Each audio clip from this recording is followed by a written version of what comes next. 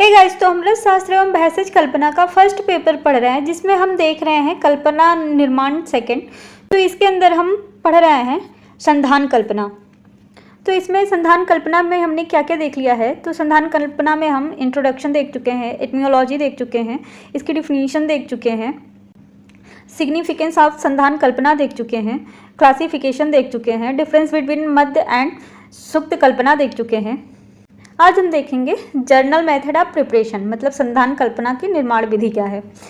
तो जो संधान कल्पना हम बनाने जा रहे हैं, तो उसके लिए सबसे पहले हमें क्या करना है कि औषधि का क्वाथ करना है। मतलब कि जो औषधि, जैसे द्राक्षारिष्ट बनाना है, तो जो द्राक्षा है उसका हमने सबसे पहले क्या कर लेना है, क्वाथ कर लेना है।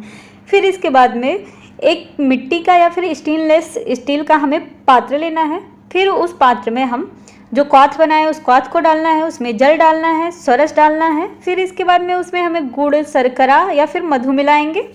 फिर मधु, ये सब मिलाने के बाद इसके अंदर जो काष्ठ औषधियाँ होती हैं उनको हमें योगकूट करके डालना है और धात की पुष्प डाल देना है। धात की पुष्प जो है उसे हमें तोड़ना नहीं है, सीधे ऐसे ही डाल देना है। फिर इसके बाद में जो पात्र है उसका मुख बंद कर देना है। कैसे बंद करेंगे, तो उसके मुख के ऊपर हम ढक्कन रख के फिर कपड़ मिट्टी का लेप कर देंगे। फिर इसके बाद में उसको निर्वात स्थान पर रख देंगे। कितने दिन के लिए, तो 15 से 20 दिन के लिए रखेंगे। फिर जब संधान हो जाएगा, इसके बाद में उसको हम निकाल कर छान लेंगे और छान कर सुरक्षित रख लेंगे।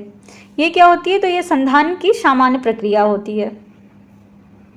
अब बात करते हैं इसेंशियल इंग्रेडिएंट्स की, कि इसके अंदर कौन कौन से घटक की आवश्यकता होती है। तो इसके अंदर द्रव द्रव्य, मधुर द्रव्य, प्रक्षेप द्रव्य। मतलब द्रव द्रव्य में क्या, स्वरस हो गया, क्वाथ हो गया, जल हो गया, इसकी आवश्यकता होती है। फिर मधुर द्रव्य में गुड़, शर्करा, शहद, इसकी आवश्यकता होती है। प्रक्षेप द्रव्य में हमारा क्या हो गया, तो धात की पुष्प हो गया, और जो औषधियाँ, अन्य औषधियाँ आती हैं वो हो गया। इन सबको हमें क्या करना है, तो औषधियों को एकत्रीकरण कर लेना है।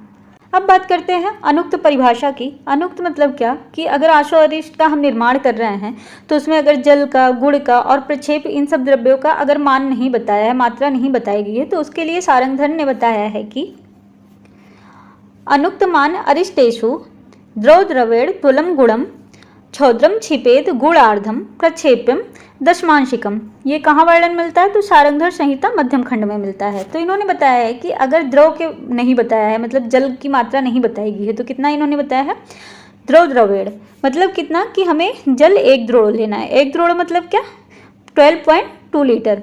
फिर इन्होंने बताया है कि अगर गुड़ की मात्रा नहीं बताई है तो कितना लेना है, तुलम गुड़म मतलब 1 तोला हमें गुड़ लेना है, मतलब 4.8 किलो। फिर इन्होंने बताया है कि क्षौद्रम छिपेद गुणार्धम, मतलब कि अगर शहद की मात्रा नहीं बताई गई है तो हमें कितनी लेनी है शहद, तो गुड़ से आधा लेना है हमें। फिर ये बताए हैं प्रक्षेपम दशमांशिकम, मतलब कि जो प्रक्षेप हम ले रहे हैं, प्रक्षेप, तो उसे हमें कितना लेना है, तो गुड़ का 10वां भाग लेना है। ये सब लेके हम आशो अरिष्ट का निर्माण करेंगे। अब बात करते हैं कि संधान परीक्षा, मतलब ये जो संधान प्रक्रिया हो रही है, संधान कल्पना बना रहे हैं, तो इसकी हम परीक्षा कैसे करेंगे, देखेंगे कैसे कि हाँ संधान जो कल्पना बना है ये पूर्ण हो चुकी है, बन चुकी है या नहीं बन चुकी है। तो इसके लिए पहले 2 चरण बताए गए हैं।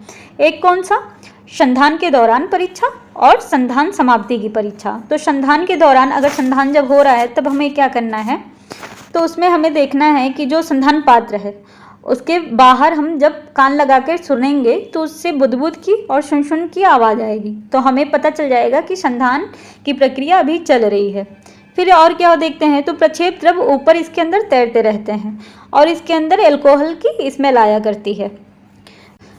अब संधान समाप्ति की परीक्षा कैसे करेंगे, तो इसको करने के लिए जो संधान पात्र है, जब उसके बाहर हम कान लगा के सुनेंगे तो उससे बुदबुद और सुन की आवाज़ नहीं आएगी, तो हमें पता चल जाएगा कि हमारा जो कल्पना है वो तैयार हो चुका है। और इसमें जो प्रक्षेप द्रव्य होते हैं वो नीचे बैठ जाते हैं और इसके अंदर से गंध, वर्ण और रस, इन सब की इसके अंदर उत्पत्ति हो जाती है। अब दूसरी परीक्षा है बर्निंग कैंडल टेस्ट। तो इसको कैसे करेंगे, तो इसके लिए हमें एक जलती हुई मोमबत्ती चाहिए होती है। तो जब संधान पात्र है उसके मध्य में अगर हम लेके जाते हैं जलती हुई मोमबत्ती, तो अगर मोमबत्ती जल रही है, बुझती नहीं है, तो हम क्या कहेंगे कि संधान प्रक्रिया जो है वो पूर्ण हो चुकी है। लेकिन अगर मोमबत्ती बुझ जाती है तो उससे हमें क्या पता चलेगा कि जो संधान प्रक्रिया है अभी चालू है, वही यहाँ पे लिखा हुआ है। अब दूसरा टेस्ट है हमारा लाइम वाटर टेस्ट। तो लाइम वाटर टेस्ट करने के लिए आप ये फिगर देखेंगे, इससे समझ जाएंगे। तो लाइम वाटर टेस्ट कैसे करेंगे, तो उसके लिए हमें एक टेस्ट ट्यूब की ज़रूरत होती है और एक कांच की नली की। तो हमें क्या करना है कि जो संधान पात्र है उससे कांच की नली जोड़ देना है और टेस्ट ट्यूब से भी वही नली का दूसरा सिरा जोड़ देना है। फिर हमें क्या देखना है कि जो अगर संधान प्रक्रिया जो है चालू है तो इससे क्या होगा, कार्बन डाइऑक्साइड निकलेगी। तो ये जो कार्बन डाइऑक्साइड है जब लाइम वाटर में जाएगी तो इससे क्या होगा कि बुलबुले बनने लगेंगे, जैसे इसमें अब दिखाया गया बुलबुले बनने लगेंगे।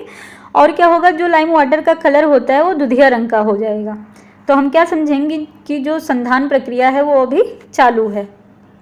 वही यहाँ पे सब लिखा हुआ है, एक बार आप पढ़ लेंगे तो समझ में आ जाएगा। गाइज ये जो हम पढ़ रहे हैं ये सारा हम NCISM सिलेबस के अकॉर्डिंग पढ़ रहे हैं।